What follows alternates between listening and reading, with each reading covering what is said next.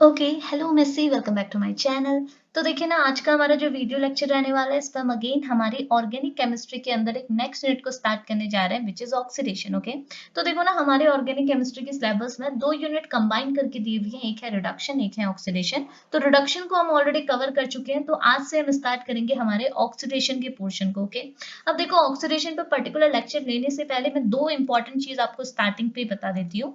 पहली चीज ये कि इस ऑक्सीडेशन के यूनिट के अंदर आपने पढ़ना क्या होगा। तो रफली मैं जस्ट आपको इतना बोल देती हूँ कि यहाँ पे आपको कुछ नहीं करना, आपको यहाँ पे अलग अलग टाइप के फंक्शनल ग्रुप्स देखने को मिल सकते हैं, कुछ आपको इनऑर्गेनिक कंपाउंड देखने को मिल सकते हैं, और इन सबका आपको यहाँ पे क्या करके दिखाना होगा, ऑक्सीडेशन करके दिखाना होगा। ओके, अब हमको पता है ऑक्सीडेशन किसकी हेल्प से होगा, ऑक्सीडाइजिंग एजेंट की हेल्प से होगा। तो यहाँ पे हमको दो डिफरेंट टाइप के ऑक्सीडाइजिंग एजेंट मिलेंगे, कोई आपके स्ट्रॉन्ग ऑक्सीडाइजिंग एजेंट होंगे, कुछ आपके वीक ऑक्सीडाइजिंग एजेंट होंगे। तो ये डिफरेंट टाइप के जो ऑक्सीडाइजिंग एजेंट रहते हैं, इनके बारे में भी हमने स्टडी करनी है सेपरेटली, और साथ ही साथ कुछ रिएक्शन है पर्टिकुलर जो ऑक्सीडेशन को शो करती है, उन रिएक्शंस के बारे में भी हमने यहाँ पर को डिस्कशन लेना है। ओके, तो इतना सा मटेरियल आपको कवर करना होगा इस पूरी यूनिट के अंदर। ओके, अब जो दूसरी चीज है वो ये कि इस पूरी यूनिट का जो स्टडी मटेरियल है, इसको मैं डायरेक्टली आपके साथ टेलीग्राम ग्रुप पे शेयर कर दूंगी, आप वहां से जाके पूरा मटेरियल ले सकते हैं। और इन मटेरियल पे जैसे अभी तक मैं आपको सिर्फ थ्योरी शेयर कर पाती थी, बट अब से मैं आपको थ्योरी के साथ साथ जो ये जो रिटर्न वर्क है, जिसमें एग्जाम्पल, रिएक्शन मैकेनिज्म भी इंक्लूड होती है,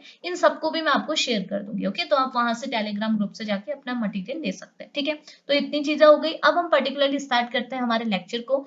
तो देखो, आज हमारा रहने वाला है फर्स्ट लेक्चर। तो हमको पता है हमारे फर्स्ट लेक्चर में सबसे पहले हमको क्या कवर करना होगा, हमारे इंट्रोडक्शन को, यानी कि समझना होगा ऑक्सीडेशन होता क्या है। देखो, सबको पता है ऑक्सीडेशन होता क्या है, बट यहाँ पे आप एग्जाम में किस तरीके से अपने आंसर को रखेंगे, कैसे आप यहाँ पे रिएक्शन शो कराएंगे, उसको भी हमने समझना है। साथ ही साथ हम लोग एक बेसिक से टर्म को समझेंगे, जो है आपका ऑक्सीडेशन लेवल, जो कि आपके पूरे ऑक्सीडेशन का बेस है, आप ये भी समझ सकते हैं। ठीक है, तो मैं स्टार्ट कर रही हूँ सबसे पहले ऑक्सीडेशन को, कि ऑक्सीडेशन होता क्या है। तो देखो, ऑक्सीडेशन को आप तीन टर्म में समझते हैं। आपको पता है ऑक्सीडेशन को हम तीन टर्म में समझते हैं। पहला होता है ऑक्सीजन, ऑक्सीजन के टर्म में, दूसरा होता है आपके हाइड्रोजन के टर्म में, और तीसरा होता है आपके इलेक्ट्रॉन के टर्म में। कैसे?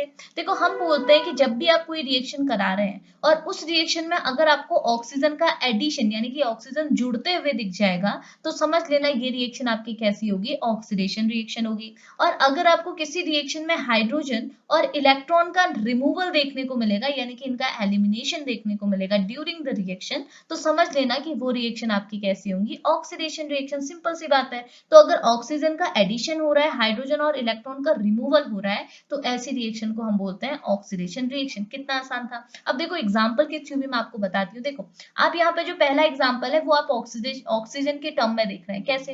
देखो, ये बोल रहा है आपके पास आपका रिएक्टेंट मॉलिक्यूल है विच इज एल्डिहाइड। तो आपने अपना रिएक्टेंट मॉलिक्यूल एक एल्डिहाइड लिया हुआ है, और एल्डिहाइड की जब आपने रिएक्शन कराई तो देखा आपका जो एल्डिहाइड है वो किस में कन्वर्ट हो गया, एसिड में। तो जब आपका एल्डिहाइड एसिड में कन्वर्ट हो रहा है, तो क्या आपको यहाँ पे किसी ग्रुप का एडिशन देखने को मिल रहा है? बिल्कुल देखने को मिल रहा है। किसका एडिशन हुआ? एक ऑक्सीजन का एडिशन हुआ। पहले आपके पास कार्बन, हाइड्रोजन एंड ऑक्सीजन था, उसके बाद आपके पास कार्बन और हाइड्रोजन के साथ दो ऑक्सीजन मॉलिक्यूल आ गए, यानी कि एक ऑक्सीजन का एडिशन हो गया। तो जब भी ऑक्सीजन का एडिशन होता है, तो ऐसी रिएक्शन को हम क्या बोलते हैं, बोला ऑक्सीडेशन रिएक्शन। तो एल्डिहाइड जब भी एसिड में कन्वर्ट होता है, तो ऑक्सीजन का एडिशन होता है, और ऑक्सीजन की एडिशन रिएक्शन को हम बोलते हैं ऑक्सीडेशन। सिंपल है। दूसरा एग्जांपल हाइड्रोजन के टर्म में दिया हुआ है। तो ये बोल रहा है आपके पास एक रिएक्टेंट मॉलिक्यूल है, जो कि आपका एक एल्कोहलिक कंपाउंड है। ओके, तो ये आपके पास एक एल्कोहलिक कंपाउंड है। इस एल्कोहलिक कंपाउंड की जब आपने रिएक्शन कराई, तो आपको ये एल्कोहल किस में कन्वर्ट होते हुए दिख गया, एल्डिहाइड में, यानी कि एल्कोहल कन्वर्ट हो गया है एल्डिहाइड में। तो देखो, क्या आपको यहाँ पर को किसी का एडिशन या फिर एलिमिनेशन दिख रहा है? तो आप अगर आप ऑक्सीजन का चेक करेंगे, तो आप ऑक्सीजन जो पहले जब रिएक्टेंट मॉलिक्यूल था आपके पास, तब भी आपके ऑक्सीजन कितने थे, एक थे, और जब प्रोडक्ट बना तब भी आपका ऑक्सीजन कितना है, एक है। यानी कि ऑक्सीजन में तो कोई चेंज नहीं आया, तो ऑक्सीजन को हम साइड कर देंगे। अब हम बात करेंगे हाइड्रोजन के टर्म में। तो देखो, क्या आपके हाइड्रोजन में चेंजेस आए? बिल्कुल आए। देखो, जब आपके पास अल्कोहल था, तो अल्कोहल के केस में आपके पास कितने हाइड्रोजन थे? दो हाइड्रोजन यहाँ था, एक हाइड्रोजन यहाँ, यानी कि टोटल तीन हाइड्रोजन आपके पास थे। ओके, लेकिन जब आपका अल्कोहल किस में कन्वर्ट हो गया, आपके प्रोडक्ट एल्डिहाइड में कन्वर्ट हो गया, तो हाइड्रोजन कितने हो गए? सिर्फ एक ही हाइड्रोजन आपके पास बचा। तो हाइड्रोजन जो तीन थे वो किस में कन्वर्ट हो गए, एक में, यानी कि हाइड्रोजन का यहाँ पे ड्यूरिंग द रिएक्शन क्या हुआ है, एलिमिनेशन हुआ है। एक मोल आपका हाइड्रोजन आपका एलिमिनेट हुआ है, रिमूव हुआ है। तो जब भी आपका हाइड्रोजन का एलिमिनेशन होता है, ऐसी ऐसी रिएक्शन को हम क्या बोलते हैं, ऑक्सीडेशन। तो आप लिख सकते हैं हाइड्रोजन का आपका एलिमिनेशन हुआ तो ये रिएक्शन भी आपकी एक टाइप की ऑक्सीडेशन रिएक्शन है, और ये रिएक्शन पर्टिकुलरली हमने हाइड्रोजन के टर्म में समझी है। ओके, अब इसके बाद वाली जो लास्ट रिएक्शन है वो है इलेक्ट्रॉन के टर्म में। इलेक्ट्रॉन के टर्म में कैसे समझेंगे, तो देखो जब भी आप कोई भी रिएक्शन कराएंगे और उस रिएक्शन में इलेक्ट्रॉन का एलिमिनेशन आपको देखने को मिलेगा, इलेक्ट्रॉन कम होते हुए दिखेगा, तो समझ जाना कि वो आपकी एक टाइप की ऑक्सीडेशन रिएक्शन है। तो देखो कैसे हुआ, आपके पास जो रिएक्टेंट मॉलिक्यूल था वो आपका क्या है, फिनोलेट आयन है। ये फिनोलेट आयन यानी कि जो आपका ये पर्टिकुलर एनायन है, ये आफ्टर रिएक्शन किस में कन्वर्ट हो गया, रेडिकल में। सारी चीजें आपकी सेम है, बट आपका जो ये नेगेटिव चार्ज है वो आपके रेडिकल में कन्वर्ट हुआ, यानी कि यहाँ से जो 2 इलेक्ट्रॉन थे अब वो सिंगल इलेक्ट्रॉन में कन्वर्ट हुआ, यानी कि 2 इलेक्ट्रॉन एक में कन्वर्ट हुआ, यानी कि इलेक्ट्रॉन का एलिमिनेशन हुआ, इलेक्ट्रॉन में कमी आई। तो अगर ड्यूरिंग द रिएक्शन इलेक्ट्रॉन में कमी आएगी तो इस टाइप की रिएक्शन को भी हम क्या बोलेंगे, ऑक्सीडेशन रिएक्शन। ओके, अब ये तीनों टर्म में तो आप समझ गए, ऑक्सीजन का जुड़ना और हाइड्रोजन और इलेक्ट्रॉन का कम होना, ऐसी रिएक्शंस को ही हम क्या बोलते हैं, ऑक्सीडेशन रिएक्शन। ओके, अब यहाँ पे मैं आपको पर्टिकुलरली ये भी बता देती हूँ कि यहाँ पे इलेक्ट्रॉन की कमी कैसी आई, यानी कि ये जो एनायन है वो रेडिकल में कैसे कन्वर्ट हुआ। तो देखो यहाँ पे इसके लिए आपको एक टर्म समझना होगा, वो होते हैं ऑक्सीडाइजिंग एजेंट। ओके, अब ये ऑक्सीडाइजिंग एजेंट क्या होता है ये भी आई थिंक सबको पता ही होगा। तो हम सिंपली ये बोल सकते हैं ऑक्सीडाइजिंग एजेंट आपकी वो कंपाउंड है जो कि रिएक्शन को क्या करते हैं, ऑक्सीडाइज करते हैं। सिंपल सी बात है। अब बात करते हैं कि कैसे ये रिएक्शन को ऑक्सीडाइज करते हैं। तो कैसे करते हैं, देखो ऑक्सीडाइजिंग एजेंट जो होते हैं ना, वो जब रिएक्शन को ऑक्सीडाइज कर रहे होते हैं उस टाइम पे वो अपने आप को क्या कर देते हैं, रिड्यूस कर देते हैं। ओके, और सेम चीज आपका रिड्यूसिंग एजेंट में भी होता है। रिड्यूसिंग एजेंट आपके वो कंपाउंड होते हैं जो रिएक्शन को तो रिड्यूस करते हैं, और रिएक्शन को कैसे रिड्यूस करते हैं, खुद को ऑक्सीडाइज करके। मतलब एजेंट के अंदर तो ऑक्सीडेशन होगा, और जब एजेंट के अंदर ऑक्सीडेशन होगा तब आपकी रिएक्शन क्या होगी, रिड्यूस होगी। और जब आपकी रिएक्शन रिड्यूस ऑक्सीडाइज हो रही है उस केस में आपका जो एजेंट है जो रिएक्शन करा रहा है उसके ऊपर क्या होगा, रिडक्शन। तो वही चीज यहाँ पे आपके पास होती है। तो देखो रिएक्शन कंडीशन में आपको जो रिएजेंट दिया हुआ है, ऑक्सीडाइजिंग एजेंट दिया हुआ है, वो आपका क्या है, सीरियम 4 पॉजिटिव आयन है।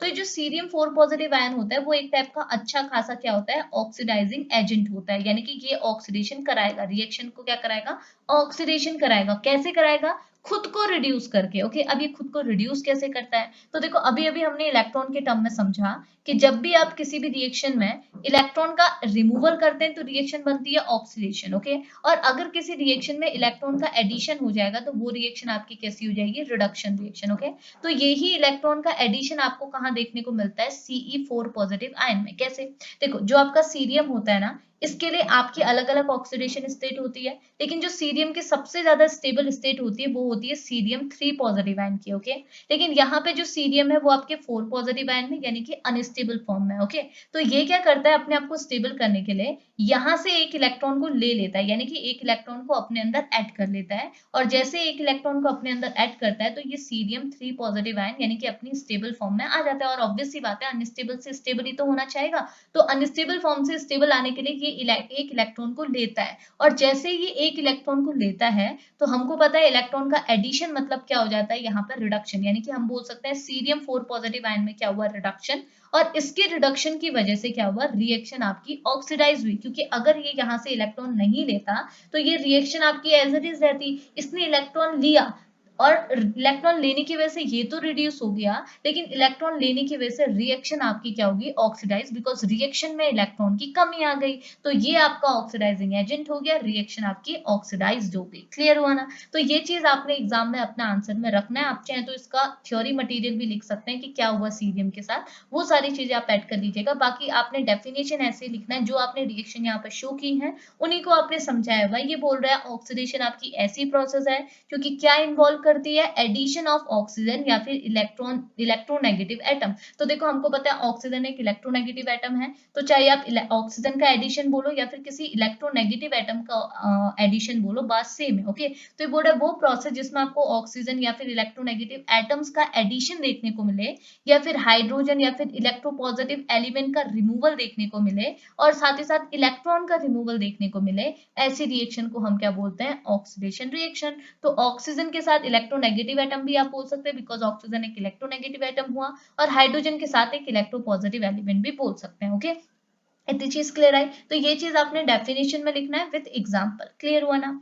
अब इसके बाद हम लोग चलते हैं हमारे ऑक्सीडेशन लेवल पे, यानी कि समझते हैं ऑक्सीडेशन लेवल क्या होता है। ओके, बहुत आसान सा कॉन्सेप्ट है, पहले डेफिनेशन के साथ चलते हैं। तो यहाँ पे लिखा हुआ है the number of bond of A carbon attach with the more electronegative atom is called its oxidation level. Okay, तो देखो पहले मैं आपको ऐसे समझाती हूँ, पहले हम समझते हैं ऑक्सीडेशन लेवल होता क्या है, फिर हम समझेंगे ऑक्सीडेशन लेवल हम क्यों निकाल रहे हैं। ओके, तो देखो ना, होता ये सबको पता है, कार्बन एक टेट्रावेलेंट एटम है, यानी कि कार्बन के पास कितनी वैलेंसी होती है, 4 वैलेंसी होती है, यानी कि 4 टाइप के ग्रुप के साथ बॉन्ड बना सकता है। ओके, अब यहाँ पे जो आपके बॉन्डेड एटम होंगे भाई, वो तो ऐसा कुछ फिक्स तो नहीं है ना कि यही होगा। यहाँ पे आपके पास हाइड्रोजन भी हो सकता है, कार्बन भी हो सकता है, कोई इलेक्ट्रोनेगेटिव एटम्स भी हो सकते हैं। ओके, तो ये बोल रहा है कि अगर आप इस कार्बन का ऑक्सीडेशन लेवल निकालना चाहते हैं तो आपके पास जनरली 5 टाइप के ऑक्सीडेशन लेवल होते हैं। कौन कौन से? 0, 1, 2, 3 एंड 4। ओके, तो 0 से स्टार्ट करेंगे तो 4 तक हमारे पास कितने ऑक्सीडेशन लेवल हो गए? 5 ऑक्सीडेशन लेवल हो गए। तो ये जो कार्बन है ये इन पांचों में से कोई एक ऑक्सीडेशन लेवल शो करता है। ओके, अब ये ऑक्सीडेशन लेवल कौन सा शो करता है वो कैसे पता चलेगा? वो पता चलेगा कि आपकी कार्बन कितने इलेक्ट्रोनेगेटिव एटम के साथ जुड़ा है उसके बेसिस पे।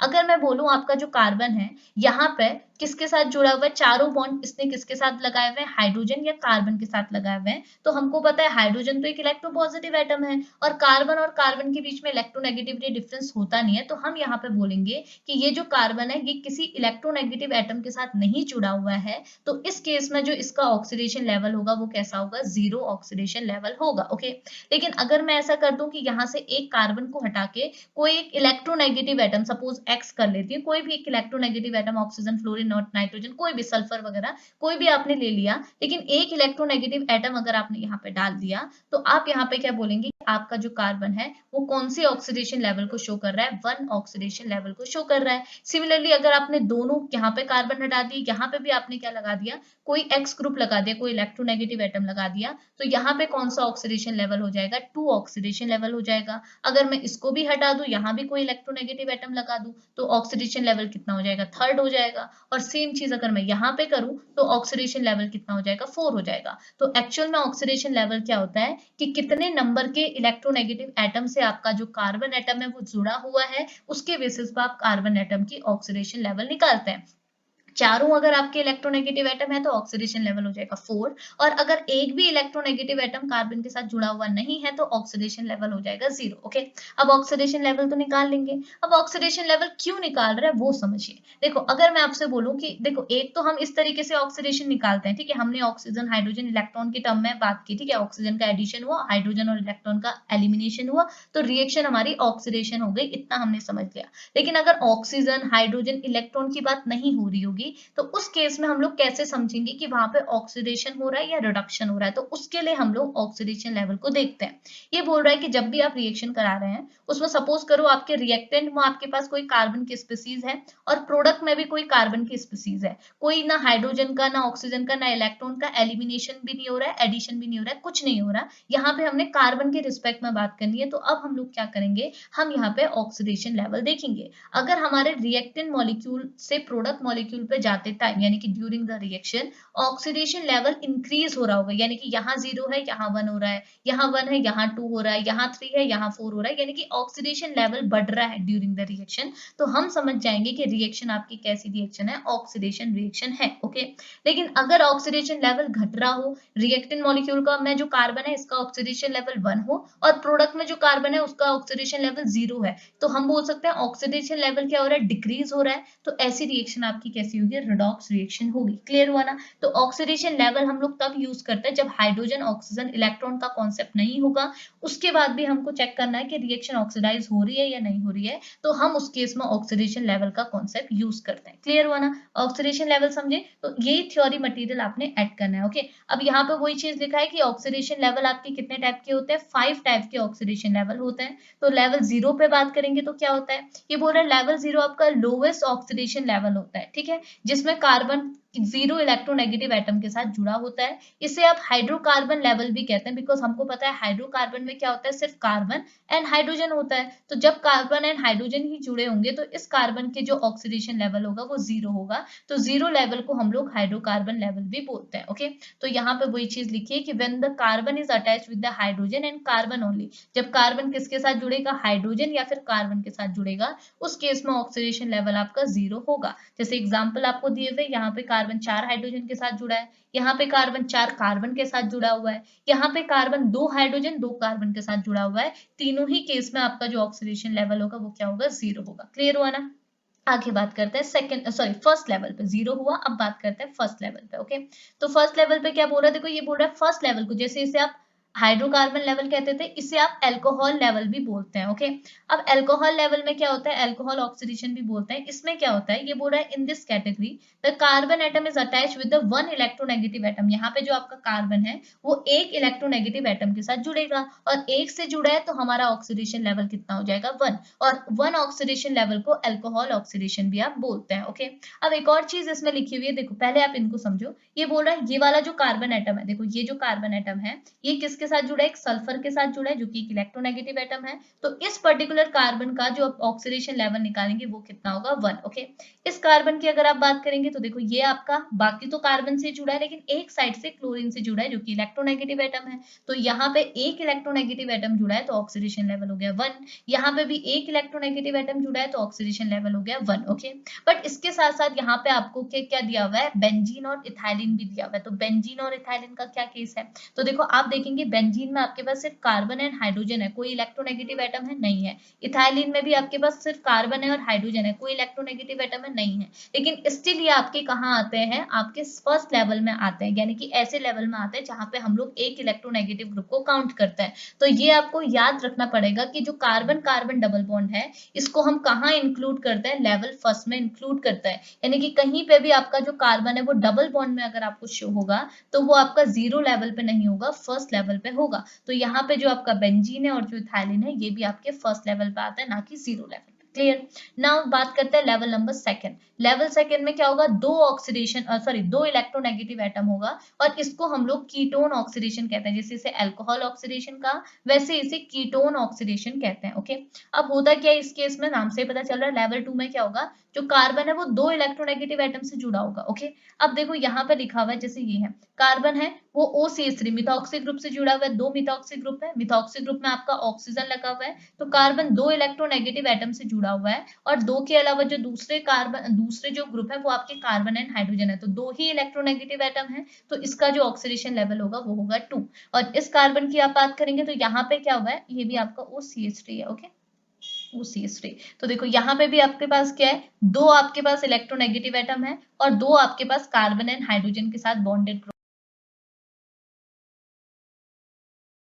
कितने इलेक्ट्रोनेगेटिव एटम से जुड़ा हुआ है, सिर्फ दो इलेक्ट्रोनेगेटिव एटम से जुड़ा हुआ है। ओके, अब आगे क्या बोल रहा है, और हाँ इसमें एक और चीज लिखी हुई है, ये बोल रहा है double bond with electronegative atom is treated as a two equivalent bond. Okay, अब ये बोल रहा है अगर आपके पास कोई ऐसा कार्बन है जो कि डबल बॉन्ड के साथ तो प्रेजेंट है, लेकिन देखो डबल बॉन्ड अगर कार्बन के साथ ही होगा, कार्बन और कार्बन का डबल बॉन्ड होगा तो इसे लेवल फर्स्ट में हम लेंगे। ओके, लेकिन डबल बॉन्ड है लेकिन किसी इलेक्ट्रोनेगेटिव एटम के साथ है, जैसे ऑक्सीजन के साथ है, तो इसे हम लोग कहाँ लेंगे, लेवल सेकेंड में लेंगे। ओके, और लेवल सेकेंड में हम देखो, लेवल सेकेंड में क्या होता है, दो इलेक्ट्रोनेगेटिव एटम होते हैं। तो हमने जो ये डबल बॉन्ड O किया हुआ है तो ये हमको इंडिकेट कर रहा है कि ऑक्सीजन हमारे दो बार आ गए, मतलब दो हमारे पास इलेक्ट्रोनेगेटिव एटम हो गए। ठीक है, और जैसे हमने सिर्फ एक कार्बन यहाँ पे लिया था तो ये हमको क्या इंडिकेट करता है, लेवल फर्स्ट। तो याद रखना डबल बॉन्ड वो भी किसके साथ, इलेक्ट्रोनेगेटिव एटम के साथ अगर है तो उस केस में हम उसे लेवल 2 में रखेंगे। अगर सिंपल डबल बॉन्ड है जैसे बेंजीन में, इथाइलिन में, तो इसे हम लेवल फर्स्ट में रखेंगे। क्लियर हुआ।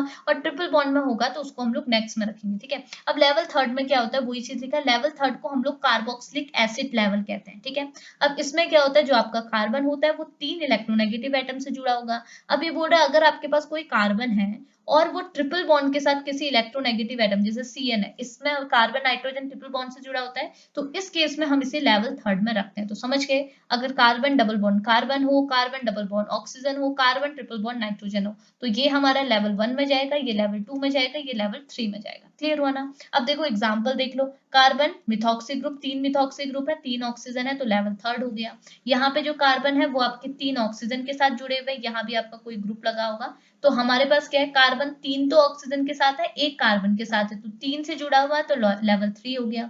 यहाँ पे जो कार्बन है वो एक साइड से तो कार्बन से ही जुड़ा हुआ है, लेकिन दूसरे साइड से ट्रिपल बॉन्ड में नाइट्रोजन के साथ जुड़ा हुआ है, तो ये हमारा क्या हो जाएगा, लेवल थर्ड। क्लियर हुआ। अगर डबल बॉन्ड से जुड़ा हुआ तो लेवल 2, अगर डबल बॉन्ड से जुड़ा होता लेकिन कार्बन के साथ ही जुड़ा होता तो लेवल 1। ओके, और लास्ट है आपका लेवल 4। ओके, अब लेवल 4 में क्या होगा, अगर आपका कार्बन चारों तरफ से इलेक्ट्रोनेगेटिव एटम से जुड़ा हुआ है तो उस केस में हम उसे क्या बोलते हैं, लेवल 4 बोलते हैं, ऑक्सीडेशन लेवल 4 होता है, और इसे CO2 लेवल भी बोलते हैं। ओके, अब देखो ये क्या बोल रहा है, जैसे यहाँ पे है कार्बन आपके 4 क्लोरीन से जुड़ा हुआ है, यहाँ पे कार्बन आपके देखो 2 तो ऑक्सीजन से जुड़ा हुआ है, 2 ऑक्सीजन से जुड़ना मतलब क्या हुआ, मैंने क्या बोला, कार्बन डबल बॉन्ड ऑक्सीजन, ये हमारा क्या होता है लेवल 2। ओके, और यहाँ पे आपके 2 नाइट्रोजन, तो 2 यहाँ से हुए 2 यहाँ से हुए, तो टोटल कितना हो गया 4। तो ये कौन से लेवल में आएगा, लेवल 4 में। ओके, यहाँ पे ये आपका लेवल 2 शो कर रहा है, ये आपका लेवल 1 लेवल 1, ठीक है, तो कंबाइन करेंगे तो क्या हो जाएगा लेवल 4। और यहाँ पे कार्बन आपका 3 तो नाइट्रोजन से, यानी कि लेवल 3 यहाँ से इंडिकेट कर रहा है, और एक आपका नाइट्रोजन यहाँ से, तो ये लेवल 1, तो कंबाइन करेंगे तो कितना हो जाएगा लेवल 4। क्लियर हुआ ना, तो ये चीज आपको ध्यान रखनी है। ये बोला triple bond with the electronegative atom is equivalent to the 3 electronegative bond, तो वही है, अगर कार्बन 3 बॉन्ड के साथ जुड़ा हुआ है किसी नाइट्रोजन या फिर किसी इलेक्ट्रोनेगेटिव एटम के साथ, तो हमको यही समझना है कि आपका कार्बन 3 इलेक्ट्रोनेगेटिव एटम के साथ जुड़ा हुआ है। जैसे हमने यहाँ पे समझा, जैसे 2 डबल बॉन्ड से जुड़ा हुआ है, तो हमने समझा कि आपका जो कार्बन है वो 2 इलेक्ट्रोनेगेटिव यानी कि 2 ऑक्सीजन के साथ जुड़ा हुआ है, समझ गए ना। तो ये होते हैं हमारे 5 लेवल 0 से 4 तक। ओके, अब एक और चीज मैं आपको यहाँ पे बताती हूँ, लेवल का नाम पड़ा हुआ है। जैसे हमने सबसे पहले वाले को बोला हाइड्रोकार्बन लेवल, फिर ऑक्सीजन लेवल, फिर हमने बोला कीटोन लेवल, उसके बाद बोला कार्बोक्सिलिक एसिड लेवल, और देन हमने बोला CO2 लेवल। ये क्यों बोला, ये इनके ऑक्सीडेशन के बेसिस पे बोला। हाइड्रोकार्बन सबसे लीस्ट ऑक्सीड मतलब सबसे कम ऑक्सीडाइज होता है, ठीक है, और उसके बाद आपका क्या रहता है, एल्कोहल रहता है, एल्कोहल के बाद आपका कीटोन रहता है, कीटोन के बाद कार्बोक्सिलिक एसिड, और जो सबसे ज्यादा ऑक्सीडाइज फॉर्म होती है वो होती है आपका CO2। CO2 को आप फर्दर ऑक्सीडाइज नहीं कर सकते, ये सबसे ज्यादा ऑक्सीडाइज फॉर्म होती है। तो ये इसी लेवल पे, ये जो लेवल इसीलिए इंडिकेट किया हुआ है। तो आपको बस याद रखना है कि ड्यूरिंग द रिएक्शन आपका, अगर आपका जो कार्बन है वो लेवल 0 का है, और आपका जो प्रोडक्ट वाला कार्बन है वो level 1st, 2nd, 3rd, 4th किसी का भी है, तो हमको देखने को मिलेगा कि ड्यूरिंग द रिएक्शन आपका ऑक्सीडेशन लेवल क्या हो रहा है, बढ़ रहा है। तो अगर आपका बढ़ गया ऑक्सीडेशन लेवल, तो समझ लेना यहाँ पे आपकी रिएक्शन कौन सी हो रही है, ऑक्सीडेशन हो रही है।